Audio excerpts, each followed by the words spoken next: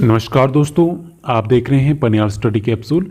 और आज इस वीडियो में डिस्कस करने वाले हैं exam superintendent divisional account post code 687 जो कंडक्ट किया गया था बोर्ड के द्वारा 10 फरवरी 2019 को।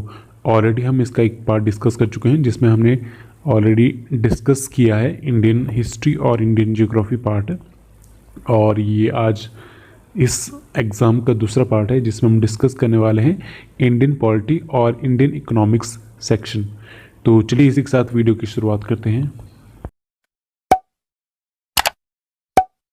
तो चलिए दोस्तों वीडियो की शुरुआत करते हैं। फर्स्ट क्वेश्चन क्या है? Question number 30, the impeachment of the president of India can be initiated by, in case अगर प्रेसिडेंट ऑफ इंडिया वॉलेशन करते हैं, कॉन्स्टिट्यूशन की संविधान का उल्लंघन करते हैं, तो उन्हें आर्टिकल 61 के अंडर इम्पीच किया जा सकता है, उनका महाभियोग किया जा सकता है, उन्हें अपने पद से हटाया जा सकता है। तो कौन से हाउस में इसे इनिशिएट कर सकते हैं? तो इसे दोनों हाउस में इनिशिएट किया जा सकता है, either house of the parliament. Option C is the correct answer.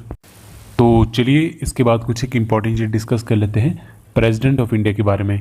तो सबसे फर्स्ट और इम्पॉर्टेंट क्वेश्चन तो यही है कि फर्स्ट सिटीजन ऑफ इंडिया कौन होते हैं? वो होते हैं प्रेसिडेंट ऑफ इंडिया। अब उसके बाद दूसरा क्वेश्चन ये आता है कि इनकी इलेक्शन किसके द्वारा किए जाते हैं? तो लोगों के द्वारा इलेक्शन तो होते नहीं है, हम तो प्रेसिडेंट ऑफ इंडिया के लिए वोट नहीं देते हैं, तो फिर इन्हें इलेक्ट कौन करता है? इन्हें इलेक्ट करने के लिए जो वोटिंग होती है उसमें कौन कौन पार्टिसिपेट करते हैं? तो सबसे पहले तो elected member of both houses होता है पार्लियामेंट, चाहे लोकसभा है या फिर राज्यसभा है, वहाँ के इलेक्टेड मेंबर। ठीक है, दो तरह के मेंबर होते हैं, इलेक्टेड, एक होते हैं नॉमिनेटेड। तो कौन से member? Elected member.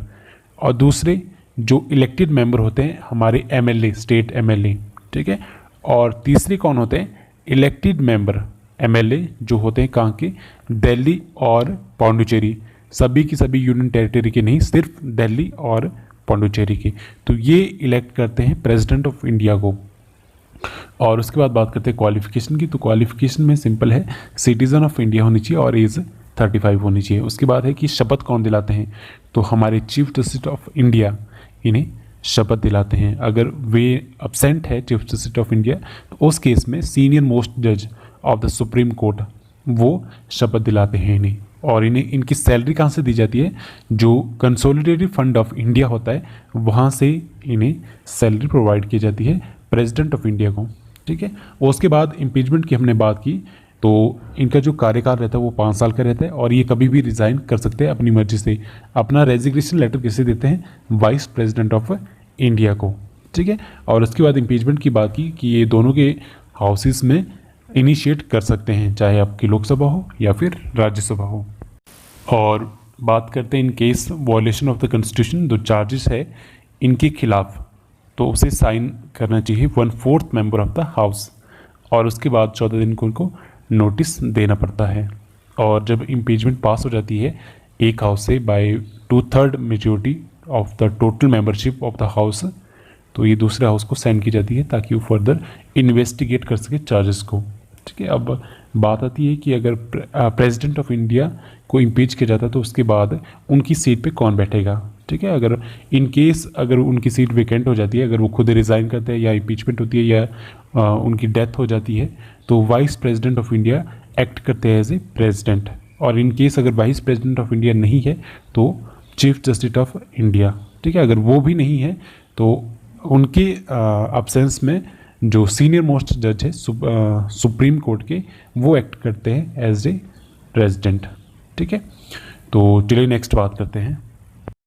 Next question क्या है? Question number 31, who among the following chooses the speaker of the Lok Sabha? Lok Sabha के जो अध्यक्ष रहते हैं उनका चुनाव किसके द्वारा किया जाता है?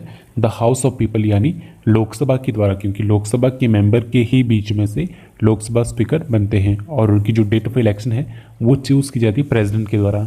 और जब जनरल इलेक्शन कंडक्ट किए जाते हैं और उसके दौरान जब हमारे पास स्पीकर नहीं होता है तो एक प्रोटेम स्पीकर अपॉइंट किया जाता है प्रेसिडेंट के द्वारा, जो सीनियर मोस्ट मेंबर रहते हैं हाउस के। ठीक है, जो कुछ एक टेम्परेरी टाइम के लिए, कुछ एक लिमिटेड टाइम के लिए चूज़ किए जाते हैं जब तक स्पीकर कोई चूज़ नहीं किया जाता। ठीक है, और इन्हीं के बारे में कुछ एक बातें करें स्पीकर ऑफ द लोकसभा के बारे में, तो ये बिलोंग करते हैं रूलिंग पार्टी को, जो रूल कर रही पार्टी उसी में से होते हैं। और कुछ एक इंपॉर्टेंट चीज़ें इनके बारे में है, जैसे अगर जॉइंट सेशन बैठता है दोनों हाउसेस का, लोकसभा और राज्यसभा का, तो उस टाइम उन्हें प्रिसाइज कौन करता है, ठीक है, उनकी अध्यक्षता कौन करता है, तो वो की जाती है स्पीकर ऑफ द लोकसभा के द्वारा, ठीक है। तो ये भी एक इम्पॉर्टेंट क्वेश्चन है। और एक इम्पॉर्टेंट क्वेश्चन यहाँ पे ये बनता है जो काफ़ी बार एग्जाम पूछा जाता है कि मनी बिल को कौन डिसाइड करता है, whether it is a money bill और नॉट, ठीक है। तो ये डिसाइड करने का हक भी किसके पास होता है, स्पीकर ऑफ द लोकसभा के पास। और इन केस अगर कोई भी बिल आता है, चाहे मनी बिल आता है या कोई भी बिल आता है, तो उस केस में जो स्पीकर ऑफ द लोकसभा है वो कभी भी वोट नहीं करते। उनका जो वोट होता है वो होता है कास्टिंग वोट। इन केस अगर 50-50 हो जाता है तो उसी केस में वो वोट करते हैं। और ये काफ़ी बार एग्जाम पूछा जाता है कि कास्टिंग वोट, जो vote speaker of the Lok Sabha के द्वारा दिया जाता है उस वोट को क्या कहते हैं, तो उसे कहते हैं कास्टिंग वोट, ठीक है। तो जब टाई होती है, 50-50 होता है, तो उसी केस में वो वोट देते हैं, ठीक है। तो ये कुछ एक इंपॉर्टेंट चीज़ें थी। और ये भी पूछा जाता है जो रेजिग्नेशन दिया जाता है लोकसभा स्पीकर के द्वारा वो किसे दिया जाता है, तो वो दिया जाता है डिप्टी स्पीकर को। और अगर डिप्टी स्पीकर को देना हो तो किसको, लोकसभा स्पीकर को, ठीक है। तो इस तरह से आपस में इंटर रिलेटेड रहते हैं। तो चलिए नेक्स्ट क्वेश्चन की तरफ मूव करते हैं। और हमारे सबसे पहले जो लोकसभा स्पीकर थे वो थे गणेश वासुदेव मावलंकर, ठीक है। तो काफ़ी बार एग्जाम में पूछा जा सकता है। और आजकल कौन है, सुमित्रा महाजन। तो चलिए नेक्स्ट क्वेश्चन देखते हैं। नेक्स्ट क्वेश्चन क्या 32, the power of the supreme court of India to decide dispute between the centre and the state falls under which jurisdiction. तो ये आता है ओरिजिनल ज्यूरिस्डिक्शन के अंडर। तो इसका 32 का ऑप्शन सी करेक्ट आंसर है। इन केस अगर सेंटर और स्टेट के बीच में कोई डिस्प्यूट होता है या फिर स्टेट और स्टेट के बीच में कोई भी डिस्प्यूट होता है, कोई भी मसला होता है, तो उसे सॉल्व कौन करेगा, वो सुप्रीम कोर्ट सॉल्व करता है और उसे कहते हैं ओरिजिनल ज्यूरिस्डिक्शन। तो चलिए बाकी जो भी यहाँ पे ज्यूरिस्डिक्शन दी है उनकी बात कर लेते हैं। जैसे सबसे फर्स्ट है एडवाइजरी ज्यूरिस्डिक्शन। तो इस केस में क्या होता है, जो सुप्रीम कोर्ट है वो एडवाइज कर सकता है प्रेसिडेंट ऑफ इंडिया को। सेकंड है यहाँ पे एपिलिएट ज्यूरिस्डिक्शन। तो इस केस में क्या होता है कि मान लेते हैं कि आप कोई केस करते हो डिस्ट्रिक्ट कोर्ट में, ठीक है, जो सबऑर्डिनेट कोर्ट होते हैं उसमें आप केस करते हो और आप उसके फैसले से संतुष्ट नहीं हो, तो उसके बाद आप हाई कोर्ट में अपील कर सकते हो। और उससे भी अगर आप संतुष्ट नहीं हो तो आप अपील कर सकते हो सुप्रीम कोर्ट के लिए, तो वो होता है एपिलिएट ज्यूरिस्डिक्शन।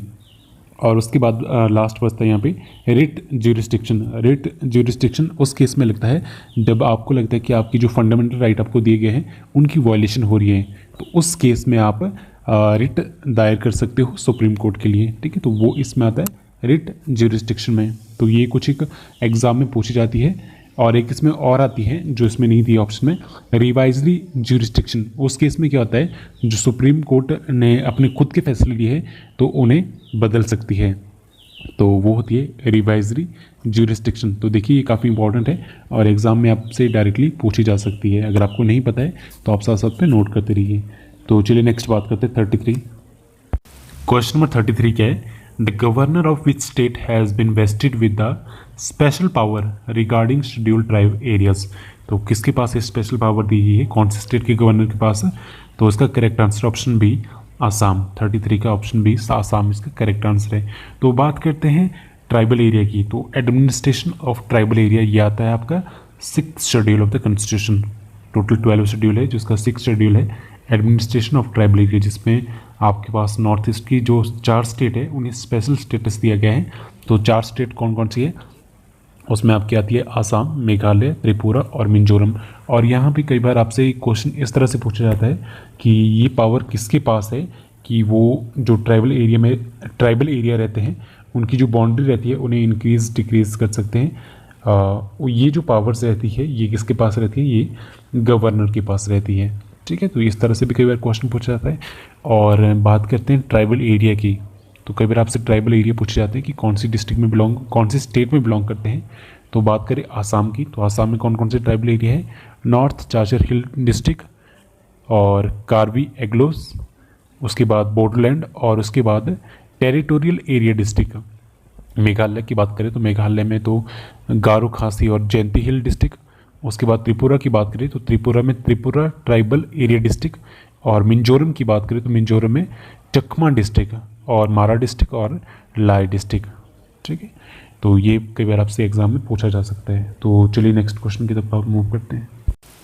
नेक्स्ट 34 क्या है, the contingency fund of India was created through an act of parliament in 1950।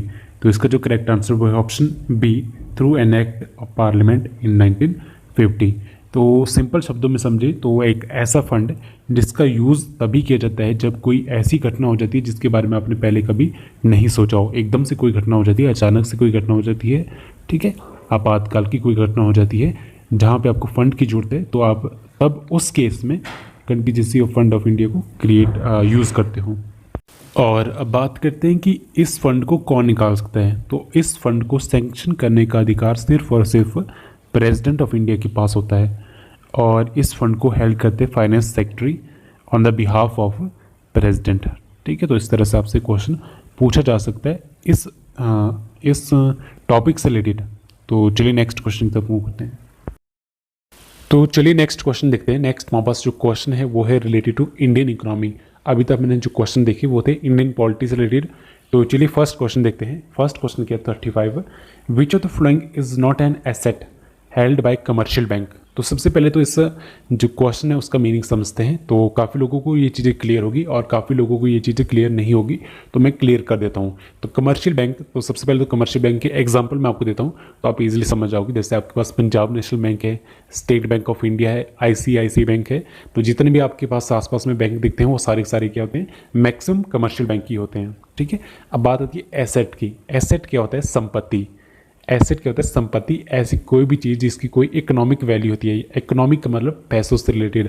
ठीक है, तो ऐसी कोई भी चीज़ जो कोई पर्सन होल्ड करता है, कोई बैंक होल्ड करता है, कोई इंस्टीट्यूशन होल्ड करता है, कोई स्टेट, डिस्ट्रिक्ट, कंट्री होल्ड करती है इस एक्सपेक्टेशन से कि उससे कुछ फ्यूचर में बेनिफिट मिलेगा, तो वो होती है उसकी संपत्ति, उसका एसेट। ठीक है, जिससे उसे कुछ ना कुछ बेनिफिट मिलेगा फ्यूचर में। ठीक है, तो यहाँ पे क्या बोला है कि कौन सा इसमें से एसेट नहीं है कमर्शियल बैंक का जिससे वो हेल्ड करता है। तो इसका करेक्ट आंसर कौन सा है, option B, current account deposit. तो ऑब्वियस सी बात है, जो करंट अकाउंट डिपॉजिट होता है वो कमर्शियल बैंक के लिए एक एसेट नहीं होता, क्योंकि उससे कोई भी फ्यूचर बेनिफिट नहीं मिलता है। ठीक है, तो अब बात आती है कि उनके लिए एसेट कौन कौन से होते हैं। ठीक है, तो ये 3 तो आपके पास यहाँ पे ऑप्शन में दिए हैं। ठीक है, तो उनकी बात करते हैं। तो cash in hand, cash at central bank, ठीक है, money at short notice, bill discounted, government security, और उसके बाद सर्टिफिकेट ऑफ डिपॉजिट और इन्वेस्टमेंट लोन और एडवांसेस। ये एसेट होते हैं कमर्शियल बैंक के। तो चलिए नेक्स्ट क्वेश्चन देखते हैं। नेक्स्ट क्वेश्चन क्या, question number 36, the basic attribute of a formal organisation is. तो चलिए सबसे पहले क्वेश्चन का मीनिंग समझते हैं। तो यहाँ पे पूछा क्या गया है कि आपके पास एक फॉर्मल ऑर्गेनाइजेशन है, उसका बेसिक एट्रीब्यूट क्या रहता है। एट्रीब्यूट यानी कि उसकी जो मुख्य विशेषता रहती है, गुण रहता है, उसके लक्षण क्या रहते हैं। तो सबसे पहले समझते हैं कि फॉर्मल ऑर्गेनाइजेशन क्या होती है। तो कोई ऑर्गेनाइजेशन क्या होती है, एक ग्रुप ऑफ पीपल, ठीक है, जो काम करते हैं कॉमन गोल को अचीव करने के लिए, वो होगी ऑर्गेनाइजेशन। अब फॉर्मल ऑर्गेनाइजेशन क्या है, एक ऐसी ऑर्गेनाइजेशन जिसका जो काम होता है वो सेम रहता है, बट उसमें क्या होता है, कुछ सेट ऑफ रूल्स होते हैं, कुछ रेगुलेशन होते हैं उस काम को अचीव करने के लिए। ठीक है, जो डिफाइन होते हैं पहले से। जैसे एग्जांपल के थ्रू मैं आपको समझाता हूँ तो आपको ज़्यादा इजीली समझ आएगा। जैसे आपकी स्कूल्स रहते हैं, ठीक है, बैंक होते हैं, कॉलेज होते हैं, कंपनीज होती है। ठीक है, तो उसमें कुछ एक सेट ऑफ रूल्स रहते हैं, रेगुलेशन रहते हैं, और उसी के बेसिस पे वो एक जो उनका कॉमन गोल रहता है उसे अचीव करते हैं। तो यहाँ पे जो करेक्ट आंसर वो है option D, rules and regulation उसका एट्रीब्यूट होता है, उसके गुण, विशेषता, लक्षण होते हैं। तो चलिए नेक्स्ट क्वेश्चन की तरफ मूव करते हैं। नेक्स्ट क्वेश्चन के question number 37, in which of the following places was Asia's first export processing zone setup. तो एशिया का फर्स्ट एक्सपोर्ट प्रोसेसिंग जोन कहाँ पे सेटअप किया गया है। तो इसका जो करेक्ट आंसर 37 का वो है ऑप्शन सी, कांडला, जो सिटी है गुजरात में। ठीक है, तो चलिए नेक्स्ट क्वेश्चन देखते हैं, क्वेश्चन नंबर 38। नेक्स्ट क्वेश्चन क्या है 38, NABARD was established on the recommendation of which of the following committee. तो 38 का जो करेक्ट आंसर वो है ऑप्शन बी, शिवारमन कमेटी। ठीक है, तो ये इसका करेक्ट आंसर है। तो चलिए इससे रिलेटेड कुछ एक क्वेश्चन डिस्कस कर लेते हैं। तो इसकी फुल फॉर्म क्या है, national bank for agriculture and rural development, और इसका हेडक्वार्टर है मुंबई में, और यहाँ पे एक मोस्ट इंपॉर्टेंट क्वेश्चन जो एग्ज़ाम में पूछा जाता है कि कब एस्टेब्लिश्ड हुआ था नाबार्ड, तो ये हुआ था 12 जुलाई 1982 को। मोस्ट इंपॉर्टेंट क्वेश्चन, और इसकी जो चेयरमैन है वो है डॉक्टर हर्ष कुमार बनवाला। ठीक है, तो ये आपसे इससे रिलेटेड क्वेश्चन एग्जाम में पूछे जाते हैं। तो चलिए नेक्स्ट क्वेश्चन देखते हैं, question number 39। Next question number 39 क्या है, economic planning is in which list of the constitution of India. तो देखिए ये क्वेश्चन आपका दोनों में आ सकता है, पॉलिटी में भी और इकोनॉमिक्स में भी। तो चलिए इसको थोड़ा सा डीपली समझते हैं। तो देखिए हमारे संविधान में 3 तरह की लिस्ट बनाई गई है। ठीक है, तो जैसे आप यहाँ पिक्चर में देख सकते हो, तो संविधान में टोटल 12 अनुसूची है, जिसमें जो 7th शेड्यूल है, 7वीं अनुसूची है, उसमें बात की गई है इन लिस्टों के बारे में। जहाँ आपके पास 3 लिस्ट है, एक आती है यूनियन लिस्ट और एक आती है स्टेट लिस्ट, एक आती है कंकरेंट लिस्ट। तो बात करते हैं यूनियन लिस्ट की। यूनियन लिस्ट वो पावर्स होगी जो आपकी सेंटर के पास होती है। तो उनमें कौन कौन सी चीज़ें आती है, तो देखिए यहाँ पे आप देख सकते हो, central government has power to make laws. किसके ऊपर लॉ बना सकती है, defence, banking, currency, foreign affair and communication. ठीक है, काफ़ी सारी लिस्ट है। टोटल यूनियन लिस्ट में 97 टॉपिक्स आते हैं। ठीक है, तो ये तो मैं सिर्फ जो मेन एग्जाम में पूछे जाते हैं उनकी बात कर रहे हैं। बात करिए स्टेट लिस्ट की। State government has power to make laws, किस किस के ऊपर, जो मेन है वो बताया यहाँ पे, police, trade, agriculture and irrigation. वैसे जो टोटल टॉपिक्स है वो है 66 स्टेट लिस्ट में। उसके बाद बात करते हैं कंकरेंट लिस्ट की। वो पावर्स जो दोनों के पास होती है, both central and state government jointly make laws, किस किस के ऊपर, education, forest, trade, marriage, adoption, succession और इकोनॉमिक प्लानिंग। तो यहाँ पे नहीं दिया है इकोनॉमिक प्लानिंग, तो आप यहाँ पे ऐड कर सकते हो अगर आप नोट्स बना रहे हो तो उसके साथ ही साथ। तो आई थिंक आपको यहाँ से थोड़ा क्लियर हो गया होगा कि क्या क्या हमारे पास होता है यूनियन लिस्ट में, कंकरेंट लिस्ट में और स्टेट लिस्ट में। जो इंपॉर्टेंट चीज़ें थी वो मैंने यहाँ पे डिस्कस कर ली। तो आज के लिए फ़िलहाल इतना ही। आज हमने डिस्कस करी इंडियन पॉलिटी और इंडियन इकोनॉमिक्स। आई होप आपको वीडियो पसंद आई होगी। अगर वीडियो अच्छी लगी हो तो लाइक, कमेंट एंड शेयर जरूर कीजिए। सो इसी के साथ थैंक यू सो मच।